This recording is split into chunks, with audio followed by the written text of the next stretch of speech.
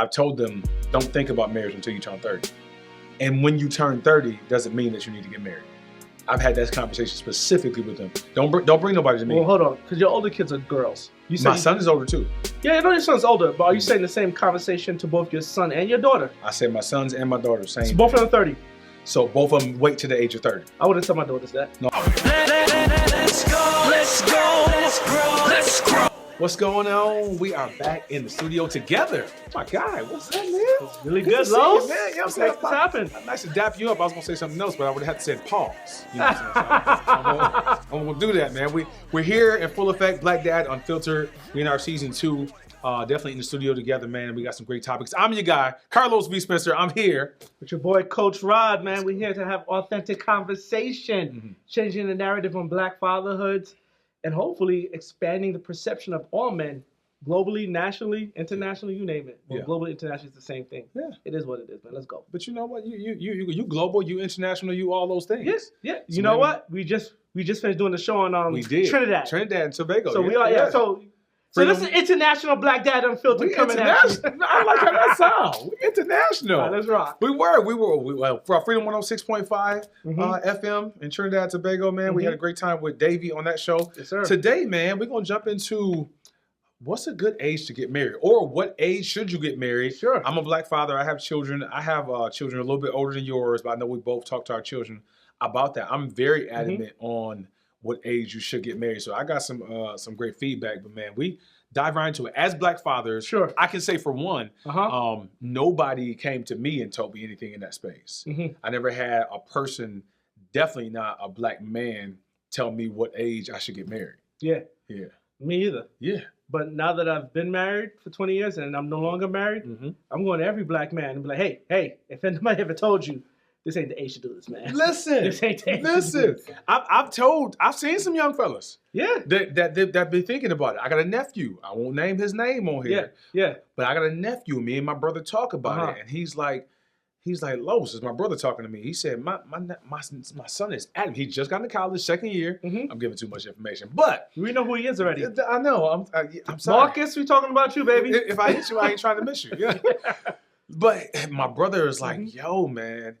He's trying to find his wife. Sure. And me and his mother, which his parents are still together, they're like, stop it. Just like you said, they're like, yo, don't try to look for that right now. Yeah. And some of his interesting angle is because his mother and father got together really young. Sure. And they found each other when they were younger than he is. Yeah. Now, they got married maybe just a couple years after, but they found each other really young. So he always go back and say, Dad, but you found mom at this age. But I go to the young men and tell them the same thing, like, this ain't what to do. Why do you tell them that this ain't what to do?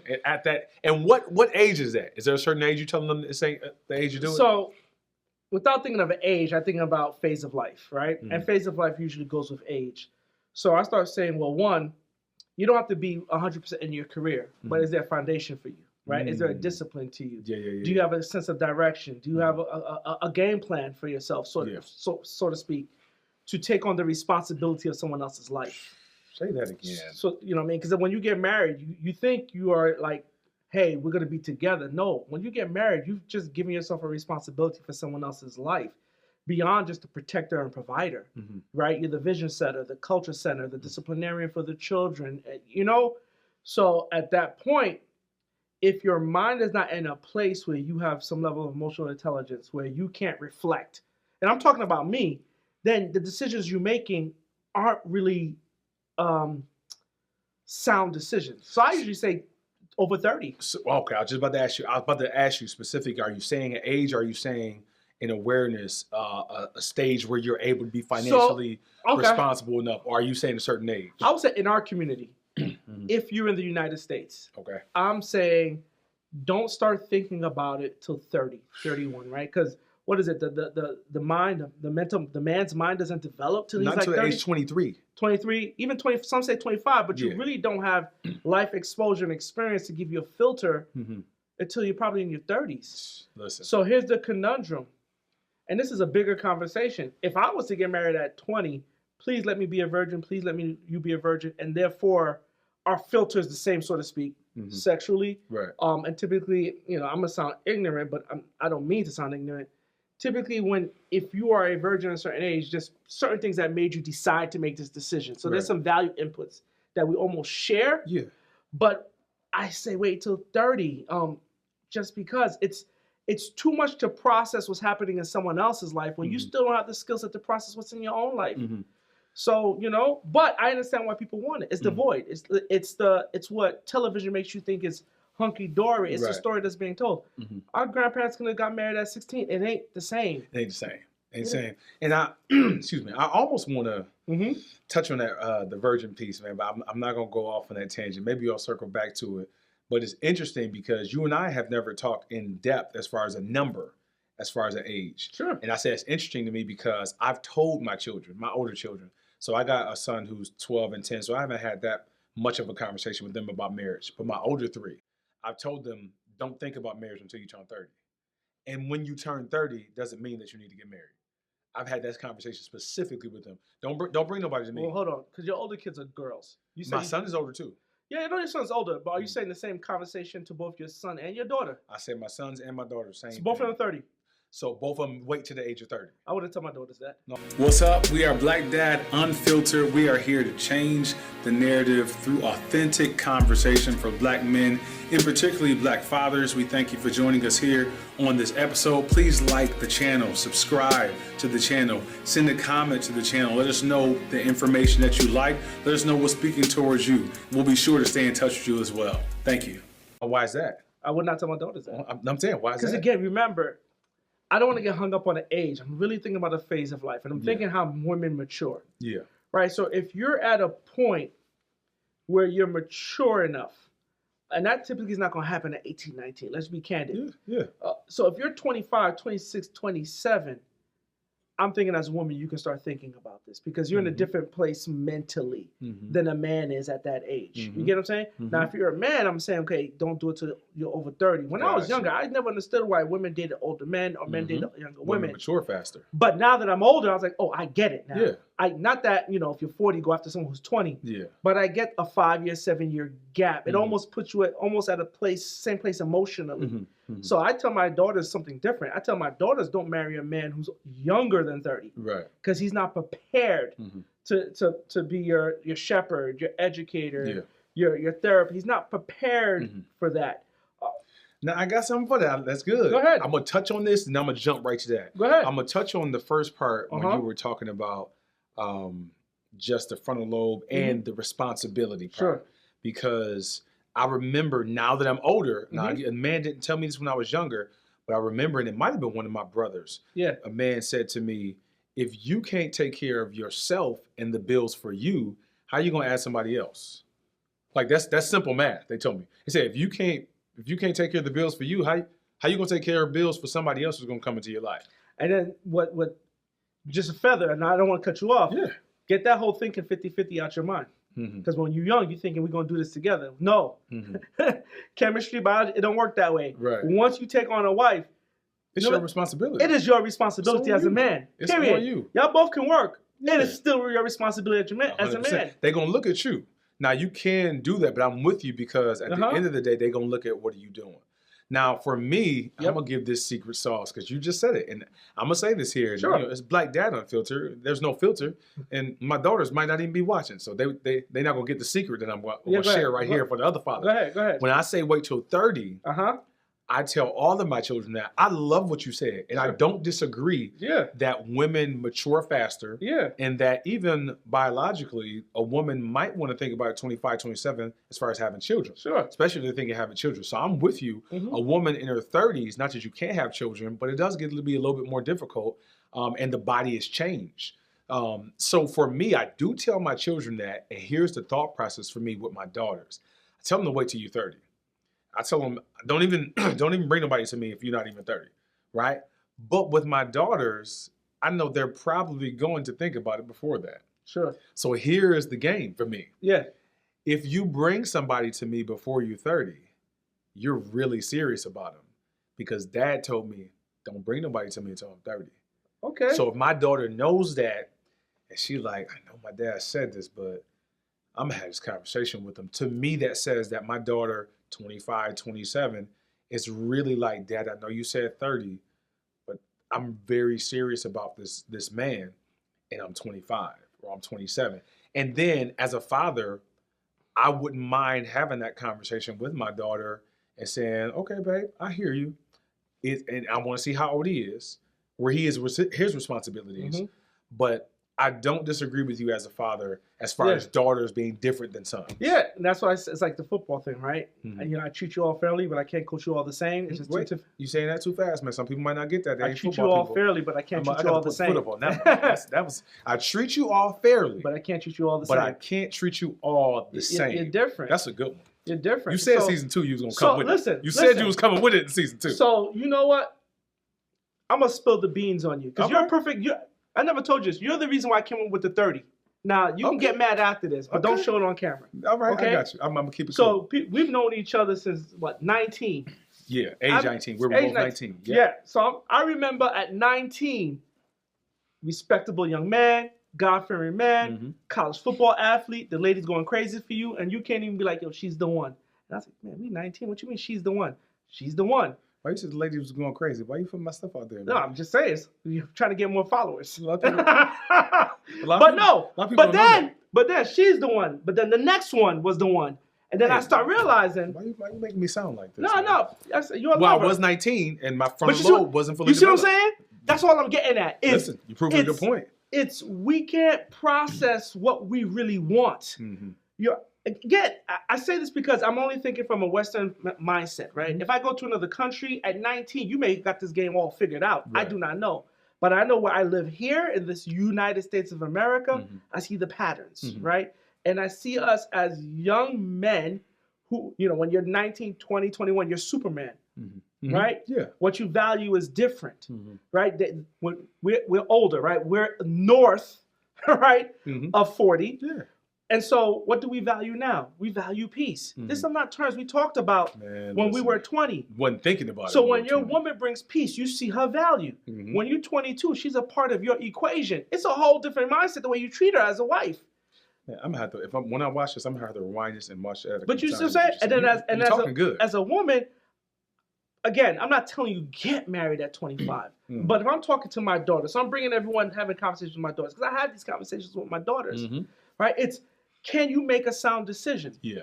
Right? If at 25 you decide to get married, you're only 4 years removed from college. You've only been living on your own for 4 years. What filter are you using to make this decision? Right? If you can show me that the emotional intelligence, the perception, the clarity of thought is there to say why I chose it.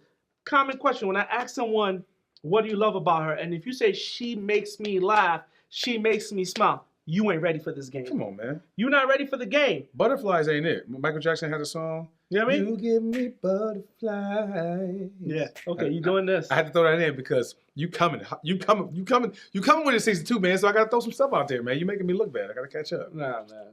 Sing again and see what happens. Sing again and see what happens. I'll wait till the next episode. But you see what I'm saying? It ain't about the butterfly. So this is why I say, again, depending on where you are mentally, but typically mentally, through behavioral studies, is aligned with certain ages. It is. That's why I say phase of life. If you're a man, 30, you're 9 years into your career. You done dealt with some stuff. You've done learned how to cope. You've done learned what makes you tick, what you value, what you truly value. I think season 1, I told you when I was 14, when I drew my ideal woman, 5'3", big butt, beautiful face, yada yada yada. Now that I'm older, you know what I'm saying? You know what I mean?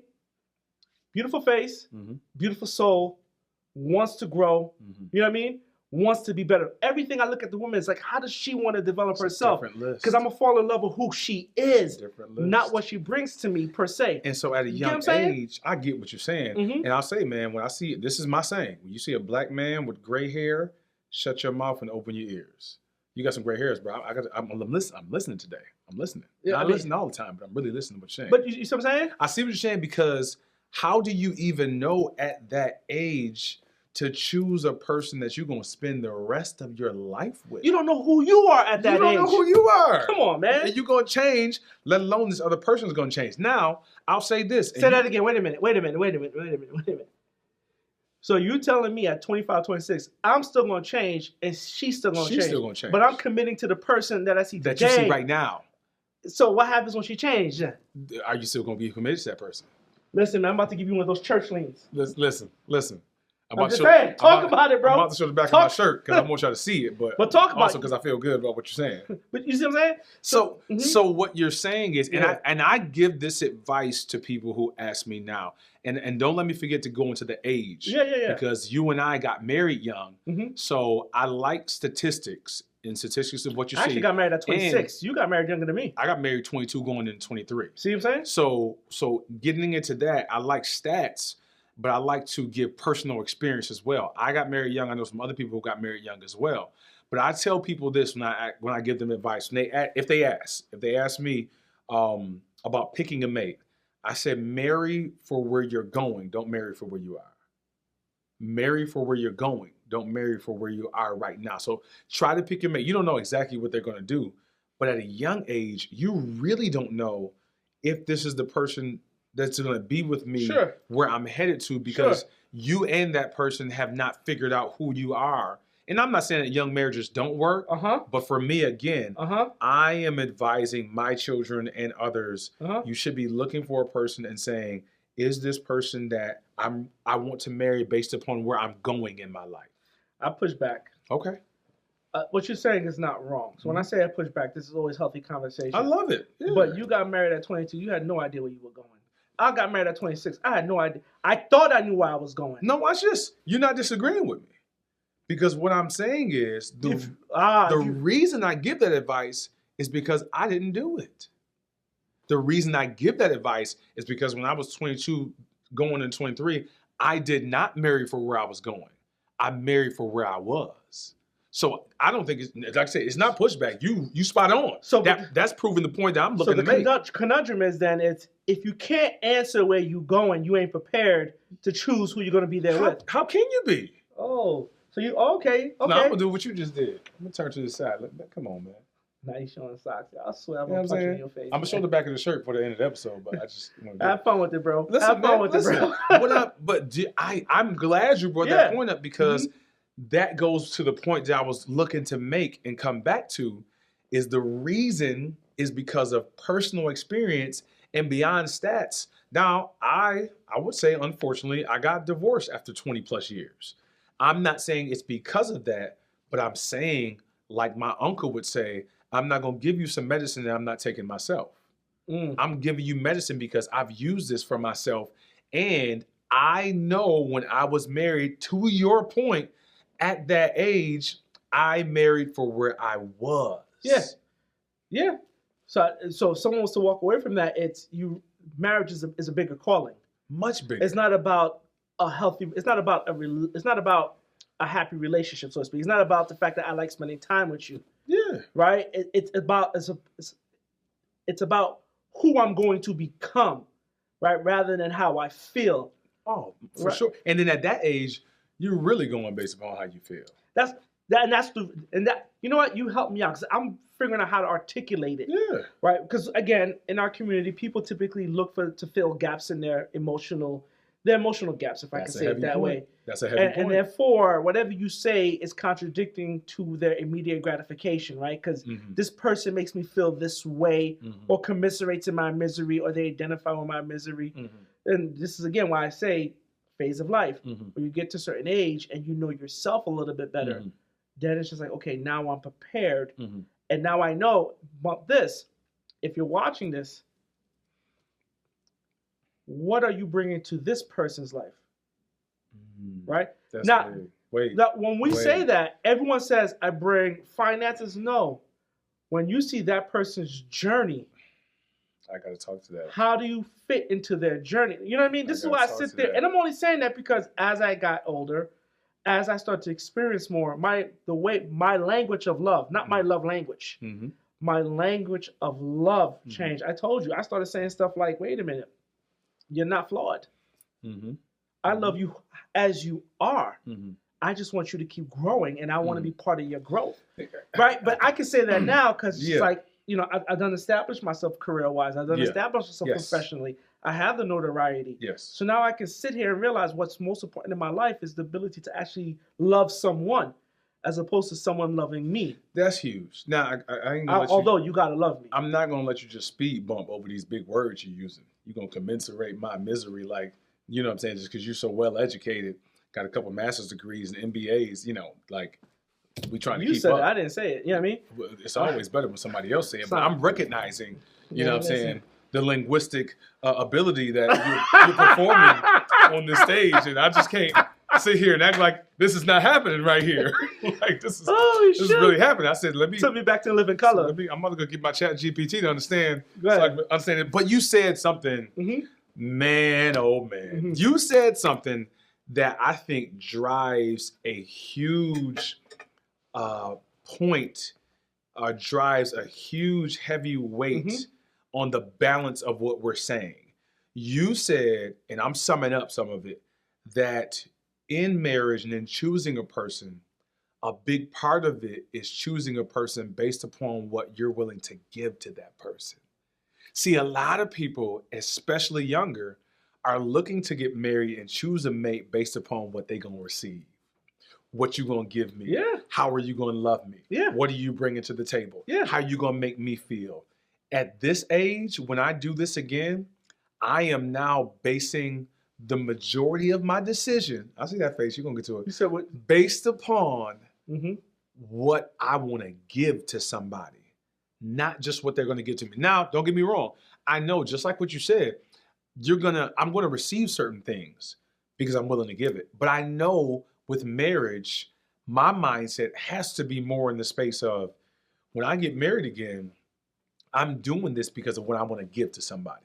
You done said this twice. I'm not gonna let it go out. I saw your face, man. I saw your face. When you get married again. You said you asked me when, or you were reiterating so my let's you see, I'm using my big words. You know what? We're gonna make this simple, right? Because Okay. right now, if someone's still listening, I'm gonna spice this up. Okay.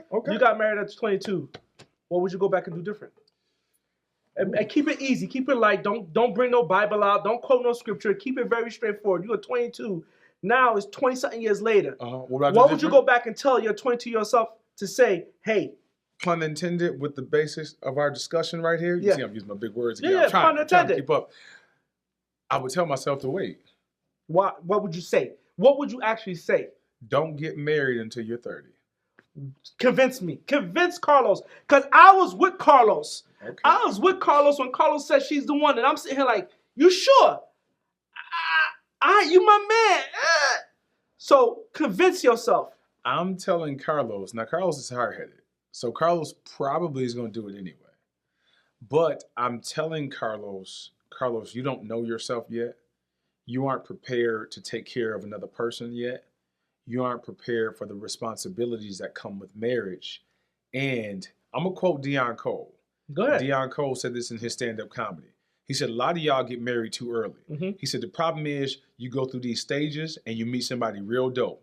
And most of you should have said, man, you dope, but I'll be right back, and kept going through your stages. I would have told myself that, and knowing that I'm hard-headed at that age, I would have told myself the same things I tell my children. If and when you make a decision that doesn't go along with the advice that I'm giving you, you can never say that nobody told you. So Carlos, once you reach the age and you find out, man, he was right, you're going to say to yourself, I can't say nobody told me. So you know what I love about that? It's assuming that if someone has it in their mind that young to get married, drop enough stuff so when there's an inflection point, it can mean something in their life, right? So if someone has said, don't get married, and you started seeing the signs of what they were telling you, at least at that moment, it may have stopped you and said, okay, I need help. I need wisdom because someone told me this was going to happen and now I should listen. This is what I liken it to. And yes, when I usually teach and train in consulting in different spaces, I tell people, anybody ever taken a multiple choice test? Yeah. Right? Okay. So when you take a multiple choice test, it's usually A, B, C, D, all of the above. When you don't have many options, it's like taking a multiple choice test and you just have A as an answer.